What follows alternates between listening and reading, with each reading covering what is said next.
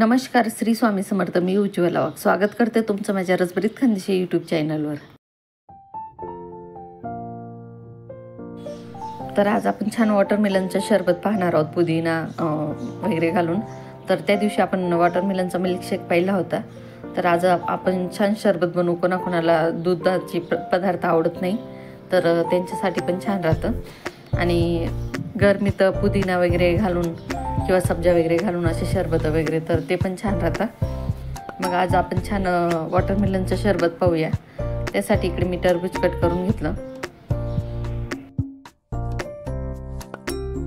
इकडे मी मोठी वाटीभर कट केलेले टरबूजाचे तुकडे घेतले. चवीपुरते मीठ घेतले, चवीपुरती साखर, लिंबू घेतला, पुदिना घेतला आणि 1 चम्मच सब्जा भिजवत घातलेले ते पण घेतले. साखर जर तुम्हाला पाहिजे असेल तरच घाला, नाही तर अवॉइड करू शकता तुम्ही साखर. मी बाउलमध्येच अर्धा ग्लास थंड पाणी घालून घेतलं होतं. त्याच्यातच लिंबू पिळून घ्यायचा. पुदिना पाहिजे तेवढे 2-4 पत्ते, म्हणजे तुमच्या चवीनुसार तेवढे घालून घ्यायचे.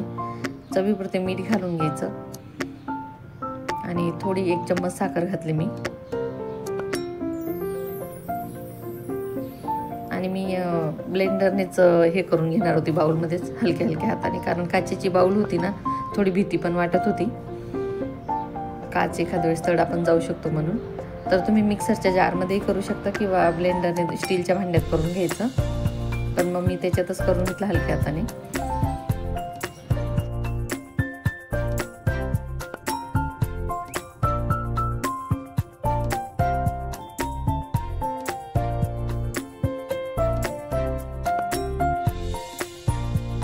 तर हे बघा, पूर्ण ज्यूस करून घेतलं होतं त्याचा व्यवस्थित. आणि तुम्ही याच्यात मिठाऐवजी काळं मीठ वापरू शकता किंवा पिंक साल्ट. मी साधंच मीठ वापरलं होतं. आणि वरून सब्जा पाहिजे. मुलं जर पित असतील तर त्यांना सब्जा आवडत असला तर घाला, नाहीतर मोठ्यांसाठी तर सब्जा घालायचाच, कारण मोठ्यांना एवढं काय वाटत नाही.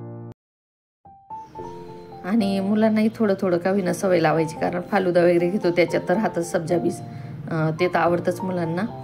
तर हे बघा, छान ज्यूस तयार होतं आपलं वॉटरमेलन पुदिना लेमन ज्यूस. तर तुम्ही नक्की ट्राय करून बघा, खूप छान टेस्ट येते याची पण. कारण उन्हाळ्यात टरबूज तर प्रत्येकाच्या घरात राहतच. आणि कोणी पाहुणे आले तर कोणाकोणाला मिल्कशेक वगैरे टरबूजाचं मी जे दाखवलं होतं तसं नाही आवडत, कोणाला दुधाचे प्रकार आवडतच नाही, तर त्यांच्यासाठी आपण असं ज्यूसही बनवू शकतो, लेमन ज्यूस वगैरे. तर हेही प्रकार करायला काही हरकत नाही, कारण वेगवेगळे प्रकार आपण एका टरबूजापासून बनवू शकतो. तर तुम्ही नक्की ट्राय करून बघा. आणि आजचा व्हिडिओ आवडला असेल तर 1 लाईक नक्की करा, शेअर करा. नवीन असाल चॅनलला तर सबस्क्राईब नक्की करून घ्या. धन्यवाद.